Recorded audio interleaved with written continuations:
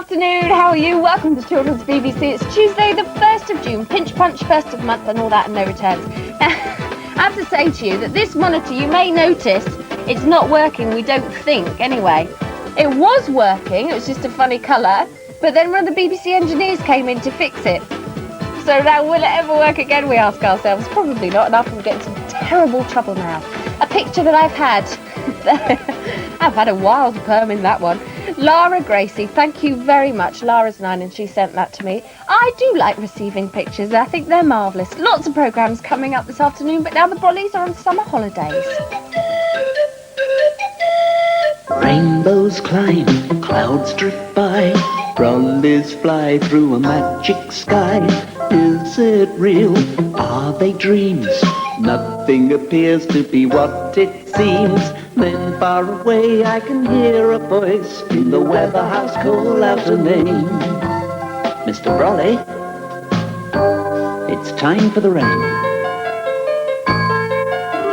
Then it came, pouring from the sky, until the earth was fresh again.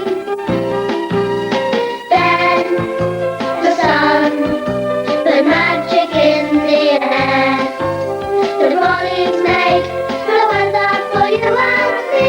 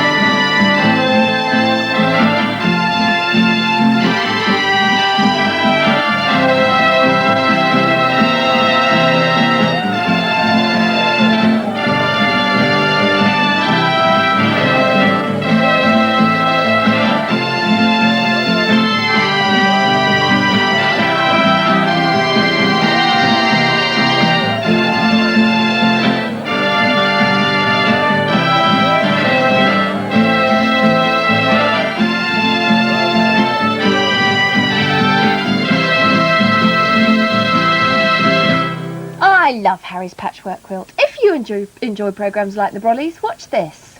A 1, 2, a 1, 2, 3. So what do you fancy doing today then, Chester? Well, I'm feeling a bit artistic, so I thought I might try making something. What about a bit of drawing? Yeah, brilliant! And then I'd like to hear some really great stories, because I'm not very good at reading yet. OK then, and in the afternoon, we can have a few jokes, can't we? A bit of a laugh, can't we? Yeah, and get some of our friends round, and then we can play some music. And you mustn't forget to help me look after the pets. Well, you can do all of those things just by watching Children's BBC. Every day. Wow, I'm off then. Hang on. Wait for me. Great programmes for younger children are on every morning and lunchtime on Children's BBC, so don't miss them. Children's BBC, the best children's broadcasting there is. Ah! Is that all right?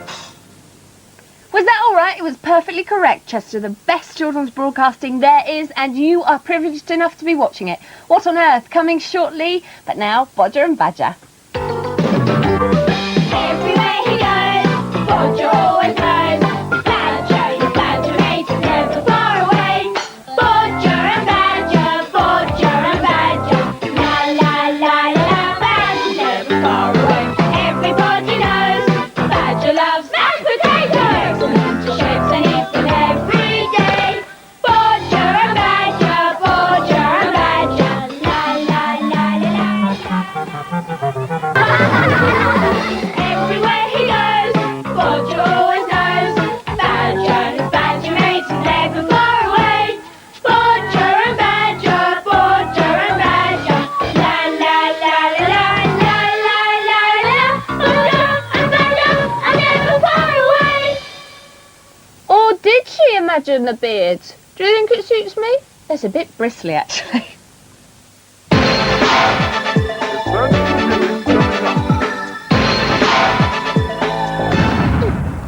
Very handy for clearing up the mess that Ed and Andy make, though. Don't you think?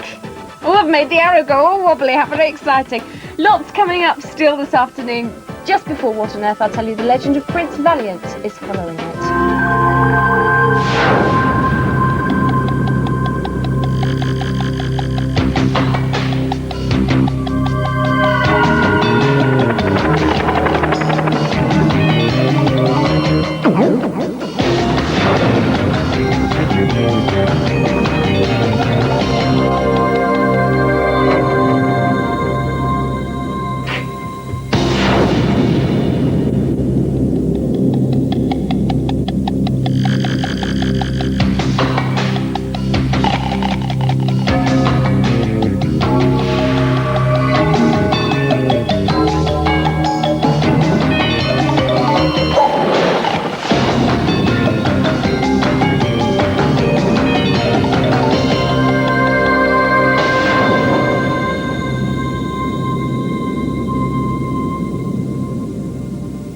Gemada back. Find out what it means at the same time next week. Now, Prince Valiant.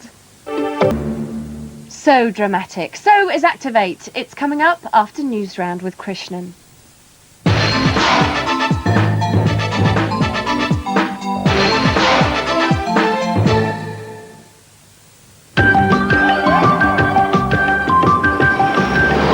Another day of tragedy in Bosnia. 11 people die as the bombs land on a football match. And the cockerel who's had to move because he's too noisy.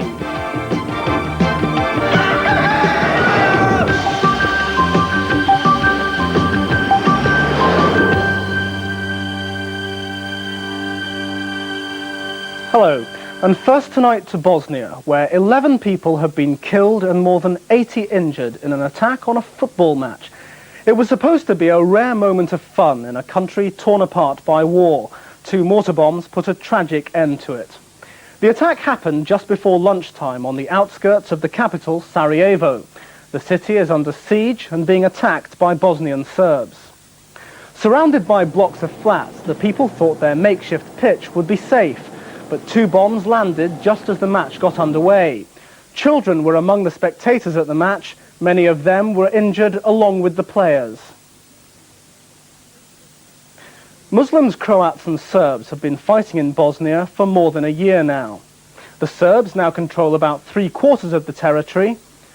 The Croats control much of the southwest, with the Muslims hanging on to land in the middle of the country. Sarajevo is one of 6 regions that have been named by the United Nations as safe areas. That should mean they come under UN protection. In reality, they are still very dangerous. Meanwhile, UN workers who went to Bosnia to help have become victims of the war themselves. 2 Danish men have been killed and several others injured when their aid convoy was attacked. It's not known who was responsible. On Saturday, 3 Italians, 2 UN workers and a journalist, died on this road as they travelled with an aid convoy. They were shot after their trucks were held up by armed men. Again, it's not clear who was responsible. The UN have condemned the killings and launched an investigation. In Germany, there have been violent demonstrations after 6 people, including 3 children, were killed over the weekend. They died after their house in Solingen was deliberately set on fire. Newsround's Joanna Robinson reports. Those who died were all members of the Turkish community. Their house was set on fire with petrol. It's one of the worst incidents in the recent wave of racist violence in Germany. Over the weekend, thousands of people took to the streets to show their anger. There are almost 2 million Turks living in the country, but some Germans, known as neo-Nazis, don't want them there. They think they should go back to Turkey. It's this group which is thought to be behind the attack. Around the time of the Second World War, the Nazis, led by Adolf Hitler, held power in Germany. They wanted to get rid of anyone who wasn't, in their opinion, a pure German, and they were responsible for the deaths of around 6 million Jews. Many Germans are keen to point out that it's only a few people who are responsible for today's racist attacks. But the Turks fear this latest outrage won't be the last. They believe the German government isn't doing enough to help them. They say they've worked hard over many years to help make Germany into a strong country, but still don't have the vote and can't hold German passports. A 16-year-old boy has been arrested in connection with starting the fire. A campaign's begun to stop monkeys being flown around the world packed inside small crates. They're moved between countries to be used in experiments, but sometimes die in the baggage compartments of aircraft while they're being transported. Newsround's Paul Welsh reports. Protesters dressed in a monkey suit and airline uniforms demonstrated today outside the London offices of one of the biggest airlines in the world. This is what they're trying to stop.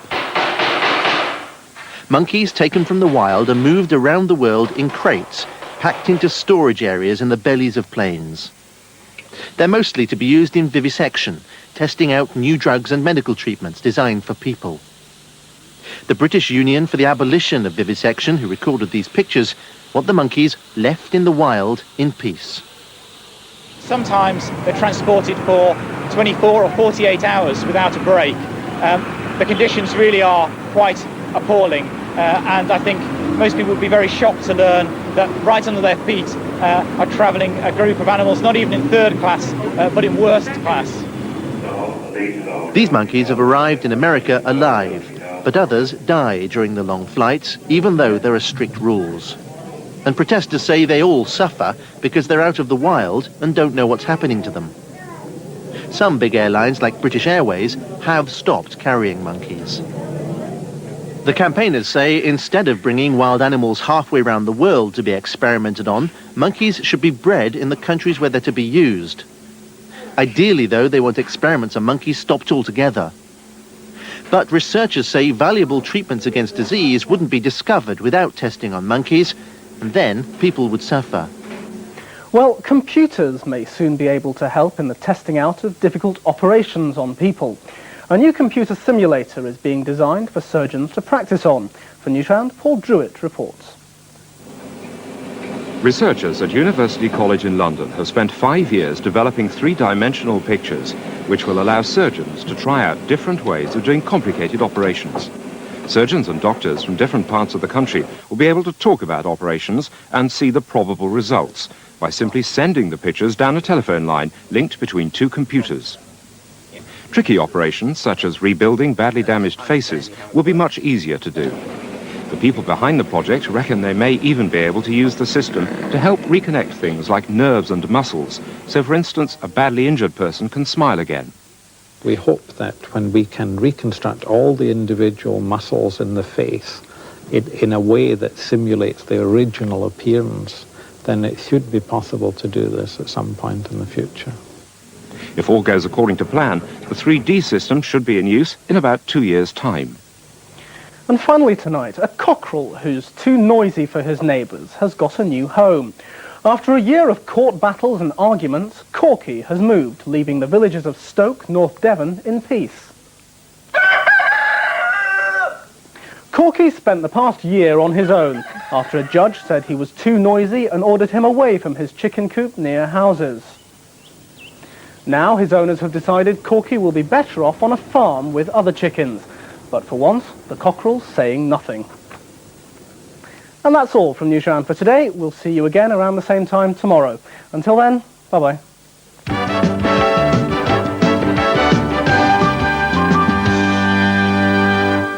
Thank you, Krishnan. Declan is here from Biker Grove. We will be chatting after this. Activate.